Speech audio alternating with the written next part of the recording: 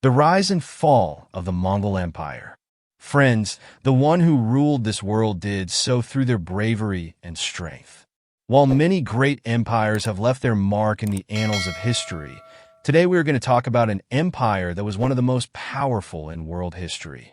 Within half a century, it controlled a large part of Eastern Europe, most of Central Asia, and even extended to China.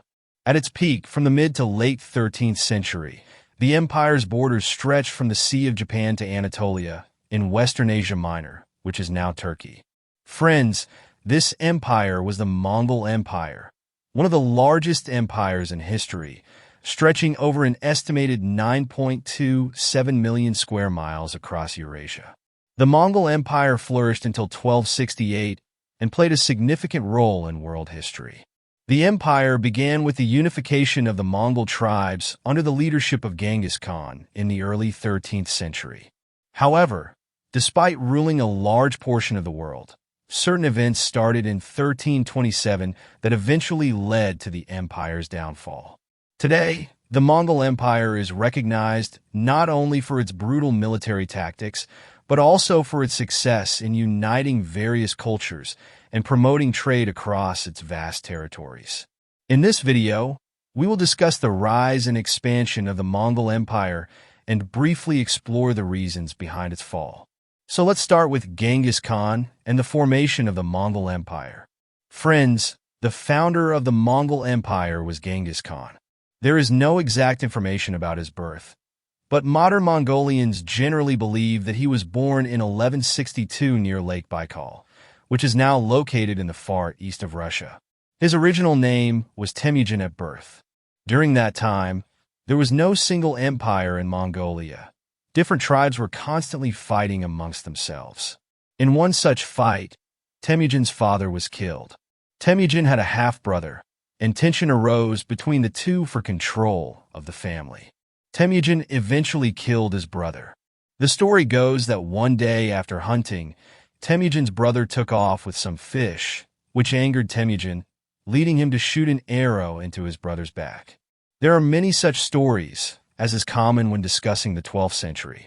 It is said that when Temujin was born, he had a piece of flesh in his hand, which according to tribal tradition, meant he was destined to rule the world one day. However, ruling the world requires an army, and to form one, Temujin united the tribes, forging alliances. Though resistance and fighting continued among the tribes for years, in 1206, a military council was convened, where the Mongol chiefs declared Temujin as the leader of all Mongols. According to the Mongol history books, along the banks of the Onan River, under a white banner, the Mongols honored Temujin with the title of Khan, which means emperor. From then on, Temujin was known as Genghis Khan, meaning the ruler of the world. To make this title a reality, Genghis Khan embarked on his military campaigns to expand his empire. His first move came in 1207, when the Mongols attacked the Xia Empire, which controlled parts of northwestern China and Tibet. After a year, the ruler of Xia surrendered to Genghis Khan's rule. Following this, the Mongol emperor turned his attention to the Jin dynasty, which controlled northeastern China. By 1215, the Mongols captured Beijing, causing the Chinese to lose all territory north of the Yellow River. Eventually, the Jin dynasty became a buffer state between the Mongols to the north and the Chinese territories ruled by the Song dynasty to the south. In 1218, the Mongols began their expansion into Central Asia. They moved westward, plundering several important cities along the way.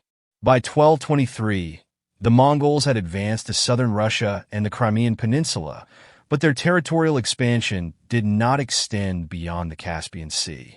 For years later, during the Second War against the Xia state, Genghis Khan died on August 25, 1227, while leading his army.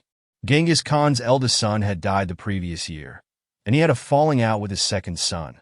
So his third son, Ogidi Khan, became his successor, while his fourth son, Talayui, was given command of a 100,000-strong army in the Mongol homeland. Ogidi Khan continued his father's aggressive expansion policies. The Mongols were known for their ruthless strategies, offering targeted cities a harsh choice: surrender and pay tribute or face mass slaughter if they resisted and were defeated. By 1230, the Mongol army spread into Persia, and the cities there chose to offer tribute rather than face destruction. Meanwhile, another army advanced into Afghanistan, and Kabul soon fell. In the mid-1230s, Georgia and Armenia were conquered. Several Russian principalities, including Moscow, became vassals of the Mongol Empire. A decade later, the Mongols moved into Eastern Europe and Anatolia, launching attacks in the south, including in Kashmir.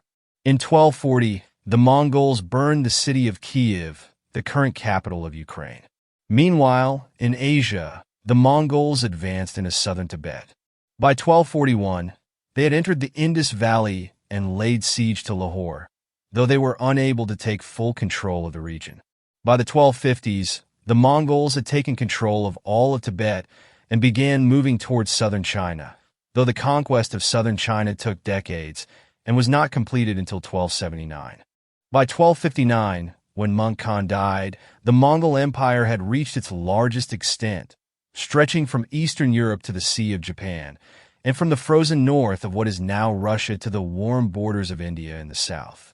The Mongol-controlled dynasty that ruled China was known as the Yuan dynasty, which continued to rule China until 1368 when the Ming dynasty overthrew it. At its peak, the Mongol Empire was at its most powerful under Kublai Khan, Meng's brother. Kublai Khan ruled from 1260 to 1294, and under his reign, the empire controlled 24 million square kilometers, making it the largest empire in human history.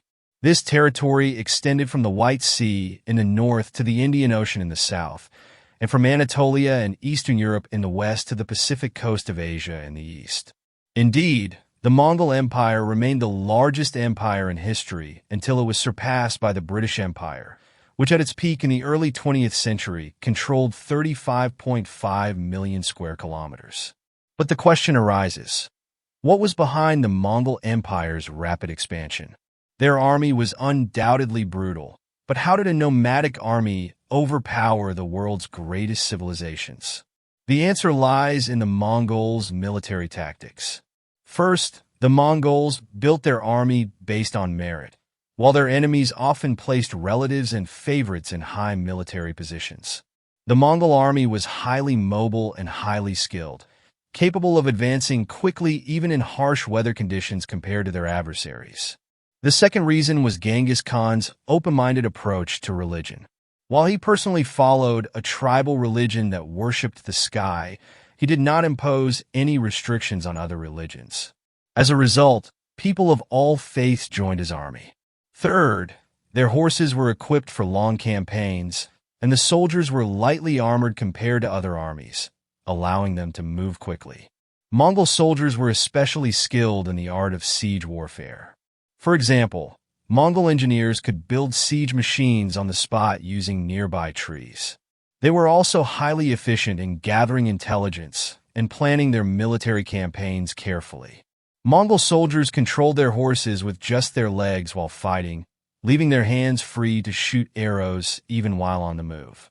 One unique aspect of the Mongol army was that they did not travel with large caravans. Even the Mongol commanders or rulers lived in simple tents, and the army carried very little rations.